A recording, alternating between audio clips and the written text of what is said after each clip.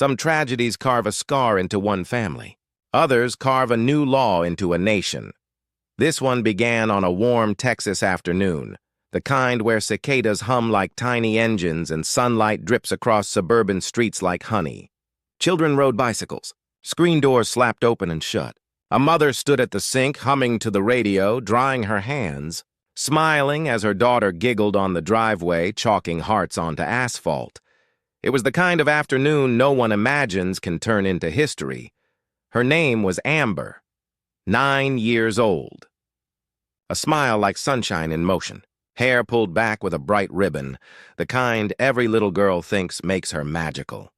A bike leaned against the fence. A carton of apple juice sat halfway finished on a porch step, and a mother stepped inside for just one moment, to answer a phone call that would become the clock she later cursed. When she came back out, the chalk was there. The bike was still there. The juice was still sweating in the sun, but Amber was gone. Not a scream, not a crash, just gone. Silence can be the loudest alarm in the world when a child is missing. The mother's voice ripped through the neighborhood first, panic rising like a storm wind. Doors flung open, feet pounded pavement. Neighbors searched bushes and backyards. Police arrived fast, but kidnappings don't give mercy minutes. Every second mattered, and for hours, it was hope against time. Amber's story didn't end the way prayers begged it would. It ended the way nightmares worn, a life stolen, a community shattered. A mother left, holding a world suddenly too heavy to bear. But grief, when held long enough, becomes fire, and fire demands to burn through what allowed silence in the first place. One man, a father watching the news and feeling the same sick fear every parent knows, spoke on a local broadcast. If we could interrupt radio and TV for weather, why couldn't we interrupt them when a child is taken? A question so simple it cut through bureaucracy like a blade. Why could a storm warn us but not a predator? Why could we broadcast danger in the sky but not danger in our streets? Amber's tragedy became a promise. Never again silently. Never again slowly. Never again without a fight. Parents who never met her cried like they had. Communities rallied. Police departments rewrote playbooks.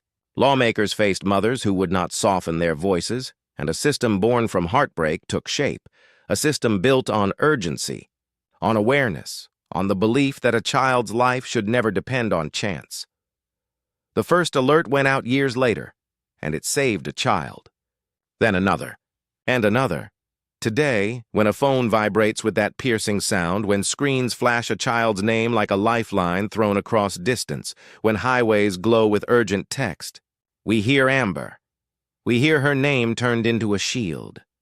The day she disappeared was the day silence lost its power, and the day she was found was the day a nation decided, we will not lose another child quietly.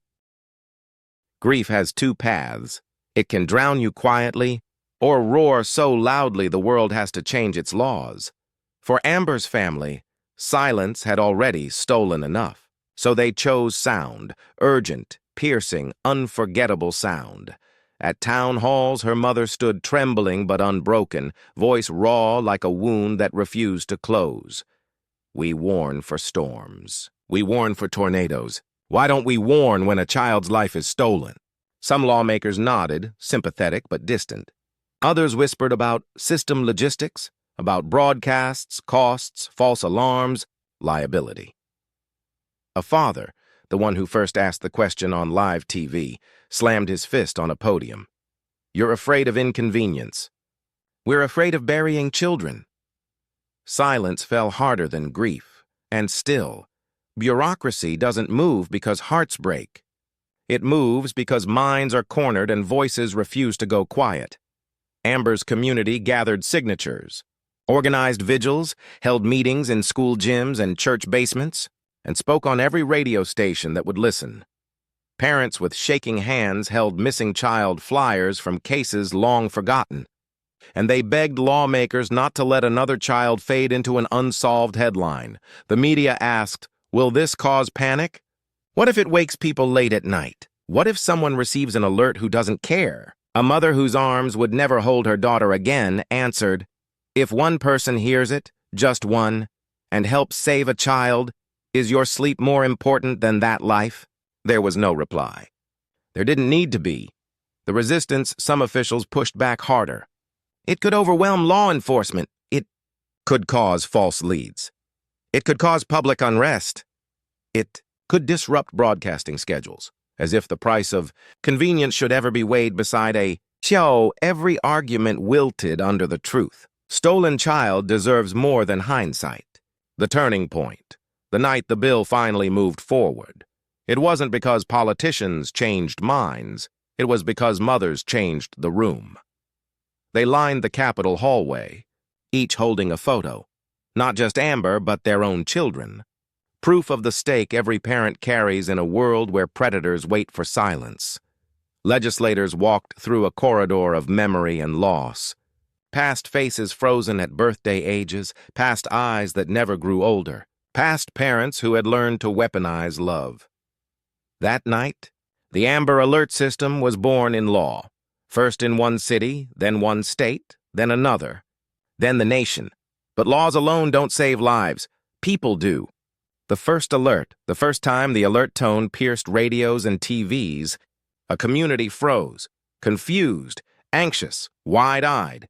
Then they listened. Then they moved. Neighbors checked streets. Truckers scanned highways.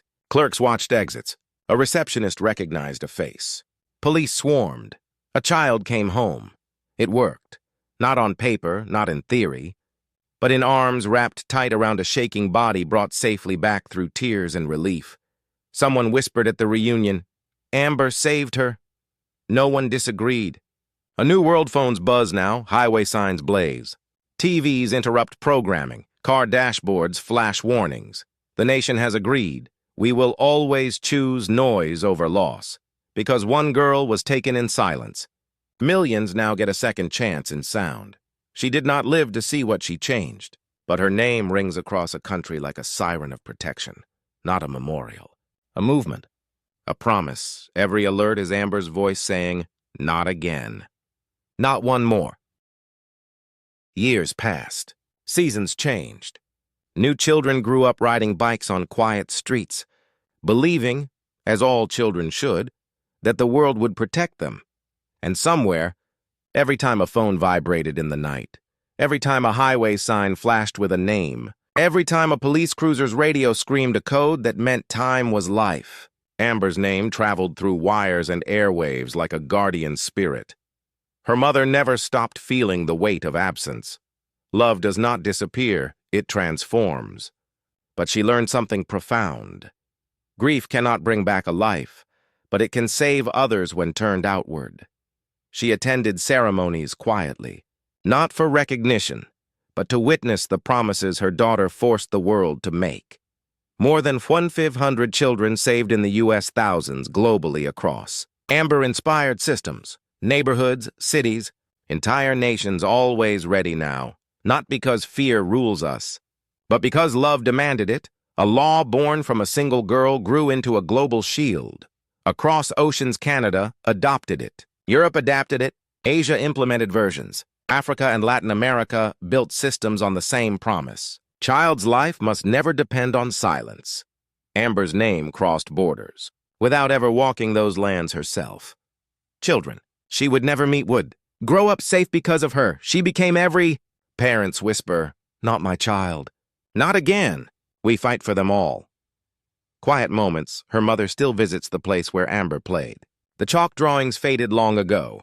The apple juice stain washed away. Only memory paints the scene now. She sits sometimes on the porch, sunlight warming her hands, listening to children laugh down the street, and she smiles, a smile touched by sorrow, but not claimed by it, because even in heartbreak, she knows she changed destiny for children she will never know. Sometimes, in the quiet of dusk, she whispers into the soft, warm air, "Baby, you saved them," and the wind, gentle, steady, forgiving, seems to answer. Siren sounds somewhere. A text alert flashes. A name appears on a highway sign. People stop. They look. They search. A world moves together now, because one little girl was taken and her community refused to let her story end in silence. Amber is gone. But her voice is everywhere, loud, urgent, refusing forgetfulness. Every saved child is a sentence in her legacy. Every alert a heartbeat in her memory. Her story began with stillness, but it ended with a sound that can never again be ignored. This is how one child changed the world. Not by living long, but by forcing all of us to listen.